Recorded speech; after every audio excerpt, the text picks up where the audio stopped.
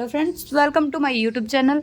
I am your Agri Sakhi Aru and today I am going to talk about सर्पगंधा। इसके पहले जो मेरा video था वो अश्वगंधा के बारे में था।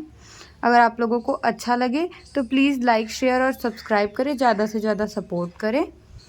हम सबसे पहले अगर यहाँ पे सर्पगंधा का बात करें तो सर्पगंधा एक एरोमेटिक और मेडिसिनल प्लांट है। इसका बॉटेनिकल नेम रेवोल्फिया सेप्रेंटिना बेंथ है और ये एपोसाइनेंसिस फैमिली से बिलोंग करता है। ये जो सर्पगंधा का जो रूट है, रूट और फ्लावर दो चीज़ बहुत ज़्यादा मेडिसिनल वैल्यू रखता है। और यहाँ पे कहा भी गया है रेवोल्फिया रूट और serpentina root is one of the important crude drug used in modern medicine. Its leaves are simple 7.5 to 10 centimeter long and 3.5 to 5 centimeter broad. Root is prominent, tuberous, usually branched, 0.5 to 2.6 centimeter diameter, up to 4 to 6 centimeter deep into soil.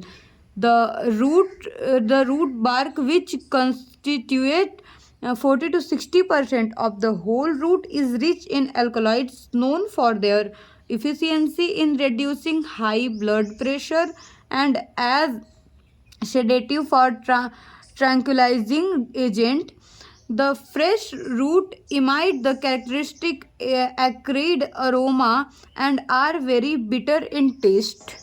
The root possesses high alkaloid concentration. Risperidone is the compound active principle used for hypertension as a life-saving drug in allopathic system of medicine. Root are mainly collected from the forest.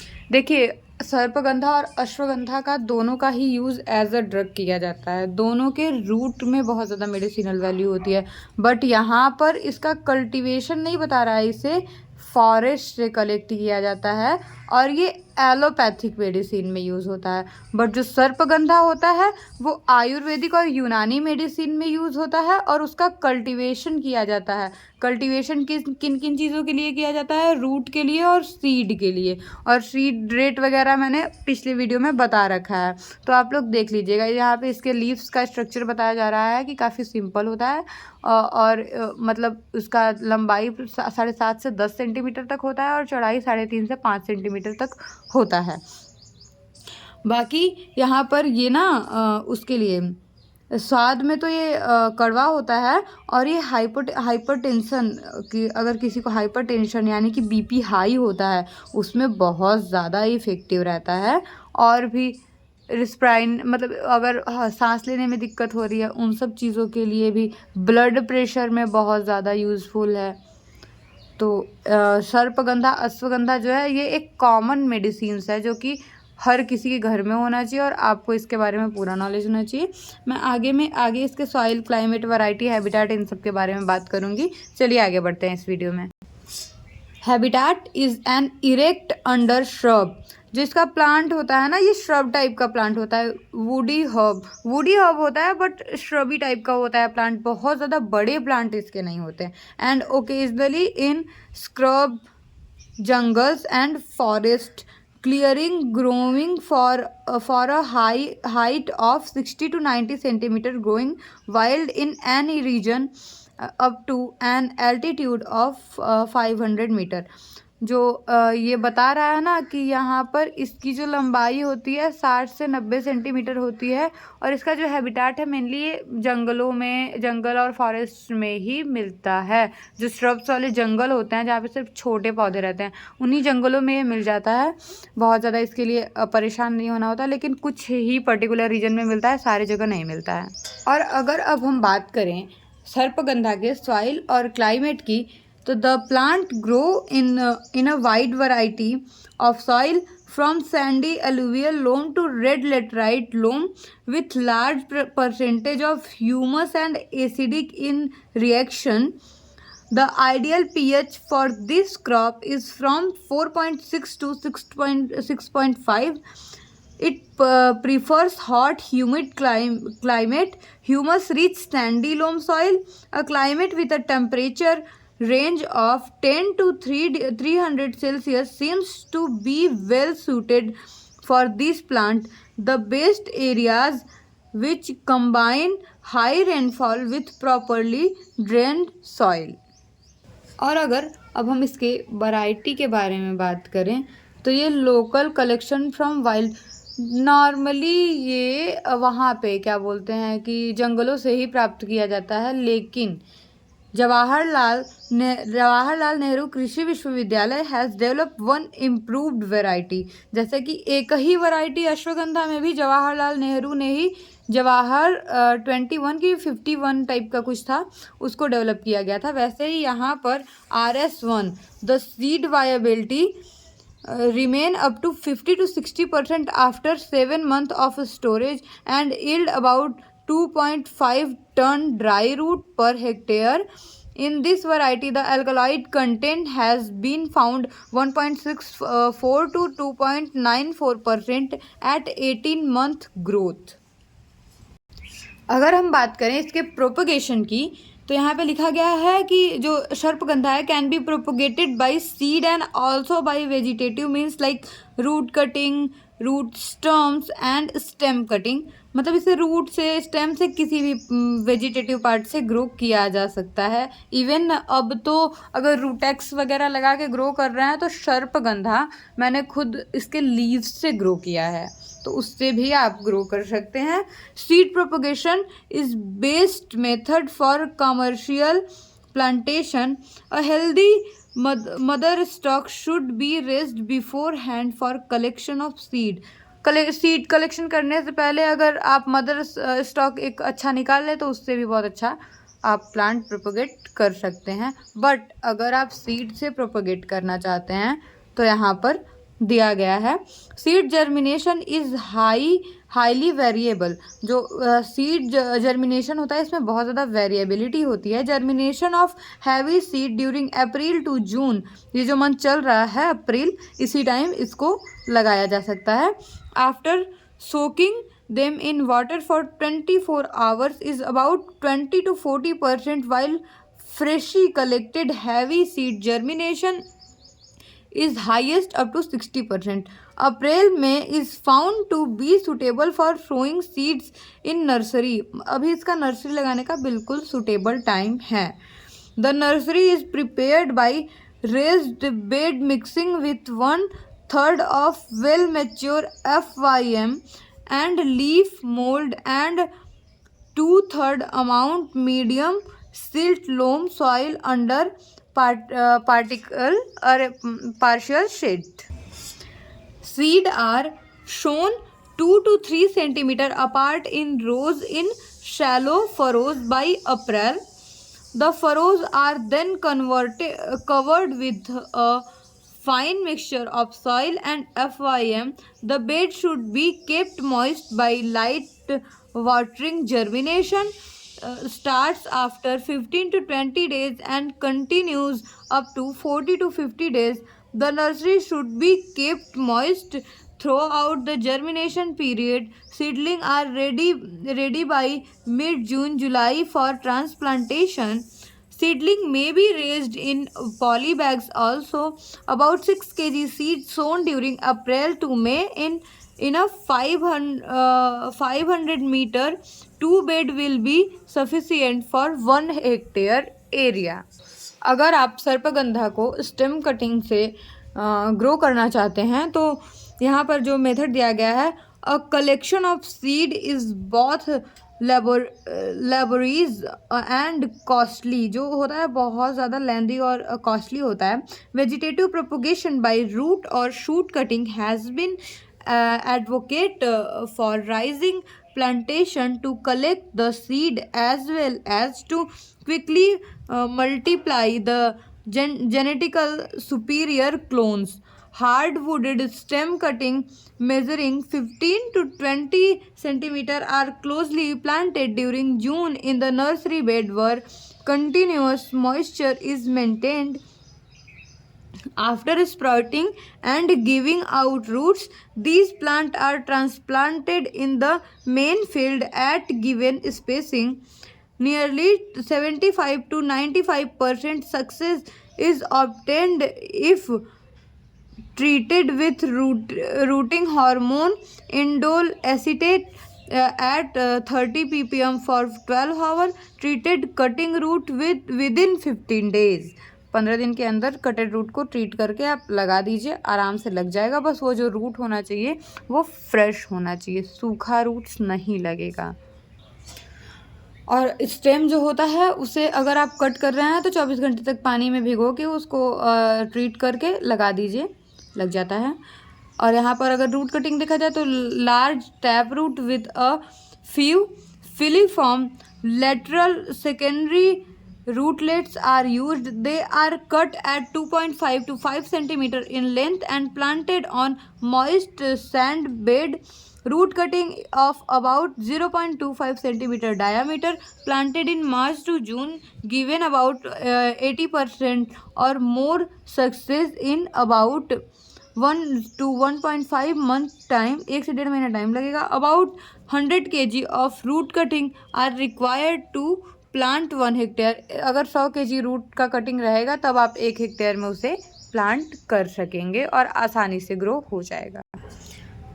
Bye root stump, this is prepared by cutting about 5 centimeter root with a portion of the stem above the collar and gives about 90 to 95% success. Such plants are transplanted in May to July. Limitation is only one plant can be raised from a single stump. However, best result for commercial cultivation is obtained from seed propagation only. To establish initial mother stock, the above method may be used. यहाँ पर जो भी ऊपर method दिया गया है वो use किया जा सकता है रूट कटिंग से ग्रो करने के लिए। यदि आप प्लांटिंग करना चाहते हैं तो transplanting in nursery grown seedling of 40 to 50 days old which have 4 to 6 leaves 10 to 12 centimeter tall, naked, rooted or in polybags are planted at spacing of 30 into 30 centimeter. इसकी जो रो टू रो और प्लांट टू प्लांट स्पेसिंग दोनों 30 centimetre ही रहेगा। Optimum होता है 30 into 30। फिर seedling are carefully drawn and the tap root is, जो इसका सीडलिंग होता है वो धो out and the tap root is cut, जो टैप रूट होता है उसे कट करके निकाल दिया जाता है। They are then dipped in a 0.1% solution of fungicide before planting to protect them against soil-borne fungus causing dumping of disease. Sarpagandha take a long duration, 18 months onward, as it is slow growing crop, particularly in the initial stage. About 18,000 to 100,000 यानी 1 lakh number of seedlings are required per hectare as a sole crop. And the next topic is manures and fertilisers. अच्छा हाँ, और एक बात, अगर आप लोगों को कोई भी क्वेरीज आ रही है तो आप लोग कमेंट बॉक्स में पूछ लीजिएगा, और इसके अलावा और किसी भी क्रॉप के वीडियो की आपको ज़रूरत है तो प्लीज़ कमेंट करके बताइएगा, मैं ज़रूर उस क्रॉप के बारे में बात करूँगी नेक्स्ट वीडियो में। और अगर इसके मैन्योर फर्टिलाइज़र को देखा जाए तो FYM जो होता है at the rate of 20 to 25 MT per hectare should be applied during land preparation after planting. NP and K यानी कि NPK जो होता है उसका जो रेट होता है 10:60:30 kg per hectare is applied as basal dose. Later, 2 equal doses of nitrogen each of 10 kg per hectare in moist soil may be applied at 50 days and 170 days after planting. यानी कि planting के लगभग 1.5 महीने से ज़्यादा हो जाए या फिर 170 डेज़ यानी कि लगभग 5-6 महीने से ज़्यादा हो जाए, 7 महीने से, तब उसके बाद उसे नाइट्रोजन देना चाहिए 10 kg। अगर हम इरिगेशन, अच्छा सॉरी, कभी कभी ना थोड़ा सा इरिगेशन के बारे में बात करते हैं Rauvolfia is cultivated as a rainfed crop, जो है ये एक बरसात के फसल के क्रॉप जैसा इसे कट किया जाता है. However, if valuable for irrigation in summer and 2 in winter at 1 month interval may be applied for higher yield. 4 बार गर्मी में, 2 बार ठंडी में, और बाकी ठंड जो बरसात का है, बरसात में खुद ही बारिश से मिल जा रहा है पानी और इससे ज़्यादा पानी का ज़रूरत नहीं है. इसमें बहुत अच्छा यील्ड इसका हो जाएगा. अगर हम इसके इंटरक्रॉपिंग के बारे में बात करें तो यहाँ पे लिखा हुआ है it is possible to grow intercrop in Rauvolfia plantation like in the first year, particularly where good irrigation facilities are available, since रामोर्फिया is shade loving, यानी कि इसको छाँव ज़्यादा पसंद है. It can be planted as intercrop in जो orchids होते हैं उनमें आप इसको एज अ इंटरक्रॉप लगा सकते हैं. Weeding clean hoeing twice during rain and after rain के टाइम और रेन के बाद इसमें वीडिंग किया जा सकता है और वीड्स की बहुत ज़्यादा प्रॉब्लम यहाँ पे नहीं होती है. अगर हम लोग डीफ्लोरेशन की बात करें तो यहाँ पे जो फ्लावर्स होते हैं, flower and fruiting start from 6 month onward after transplanting which is irrelevant unless there is need to collect sufficient seed for sale or for mass multiplication. If the plant is allowed to flower and bear fruit, these markedly depress both shoot and root growth. अगर यहाँ पे flowering और fruiting हो रहा है तो इसके stem के और रूट का ग्रोथ बहुत अच्छा नहीं होता, because a significant amount of photosynthesis is utilized for the production of flower and fruits by the plant. जो प्लांट की एनर्जी होती है ना, फोटोसिंथेसिस से जितना भी एनर्जी बनाता है उस एनर्जी को वो फ्लावर और फ्रूट के डेवलपमेंट में लगा देता है, तो स्टेम और रूट का डेवलपमेंट फिर रुक जाता है. यहाँ पे यही कहा जा रहा है. देयरफॉर डेफ्लोरेशन, जो यहाँ पे फ्लावर आ रहा है उसको तोड़ के अगर आप निकाल दे रहे हैं तो प्रॉपर शूट और रूट का ग्रोथ होगा, और जिसका हमको ज़रूरत है, शूट और रूट की ही ज़रूरत है और किसी चीज़ की तो इसमें ज़रूरत नहीं होती है. अगर हम इसके इंसेक्ट कंट्रोल के बारे में बात करें तो यहाँ पे लिखा गया है root not appear as a gall caused by nematode resulted stern growth. जो होता है नीमेटोड होता है वो इसके रूट्स में ना होल कर देता है और उसके वजह से इसका ग्रोथ रुक जाता है. और फिर उसके बाद यहाँ पर उसे ट्रीट करने के लिए application of 25 kg of 3 gram carbofuran से उसको ट्रीट कर देंगे तो फिर निमेटोड्स की प्रॉब्लम नहीं होगी.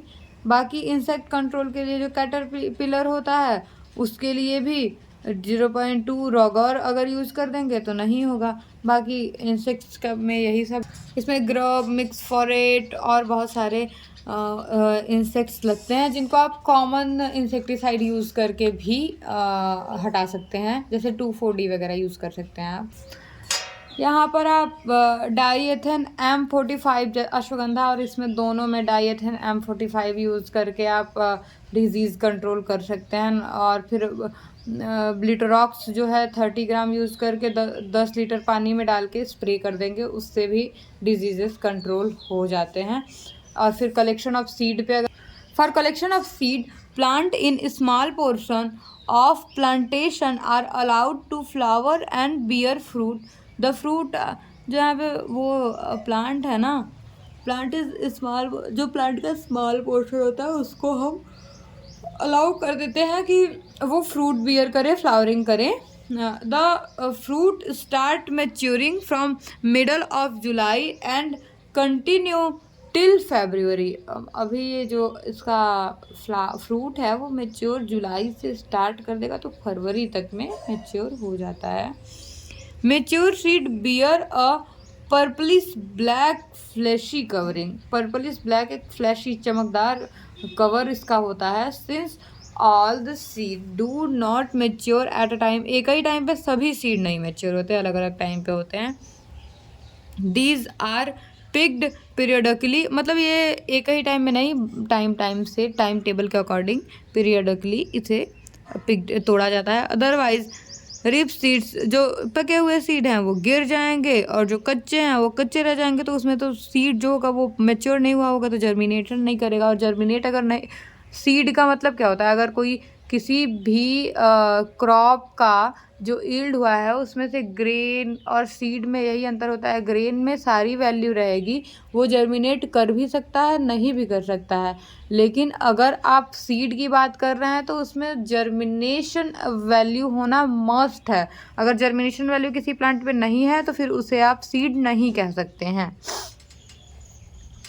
और बाकी आफ्टर वॉशिंग, सीड को निकालने के बाद वॉश करके सीड ड्राइड, और ड्राइड इन शेड, धूप में नहीं सुखाना है, छाँव में सुखाना है। स्टोर एयर टाइट कंटेनर, जहाँ पे हवा ना जाए वैसे कंटेनर में इसे आप टाइट करके रख सकते हैं। हार्वेस्टिंग प्रोसेसिंग में बहुत ज़्यादा परेशान होने की ज़रूरत नहीं है। मतलब नॉर्मली आप इसे कल्चरल मेथड से भी हार्वेस्ट कर सकते हैं। लाइक स्टेम को कट करके पहले रख ले, सीड्स को पहले पिक करके निकाल ले, फिर स्टेम को कट करके रखें, और स्टेम को कट करने के बाद सीड उसके रूट को खोद के निकाल के और सुखा के। और बाकी यहाँ पे एक और टर्म था जो ग्रेडिंग होता है, यहाँ पर नहीं दिया गया है। ग्रेडिंग का मतलब उसे क्वालिटी के अकॉर्डिंग सीड्स को, स्टेम को और रूट को ग्रेडिंग करके हाई लो इस अकॉर्डिंग पैक किया जाता है। और अगर हम लोग बात करें अब ईल्ड की, प्रोपगेटेड बाय वेरियस मेथड, जो इसका होता है, जो भी कर लो, approximately 2000 to 2500 kg per hectare under average management when harvested are 3। यहाँ पर जो वो है उसका ईल्ड यहाँ पे 2000 से 2500 kg पर हेक्टेयर होता है। आप लोगों को वीडियो अच्छा लगा तो प्लीज़ लाइक, शेयर और सब्सक्राइब कर दें। आपका एक लाइक, एक सब्सक्राइब हमारे लिए बहुत मैटर रखता है। और अगर वीडियो में कोई भी मॉडिफिकेशन करना है, कहीं पे भी कोई गलती हुई हो, या आपको किसी और टॉपिक पे बात करना है, तो आप प्लीज़ हमें कमेंट करके बताइए, हम नेक्स्ट वीडियो में ज़रूर बताएंगे। Thanks for watching. Please visit again on my YouTube channel.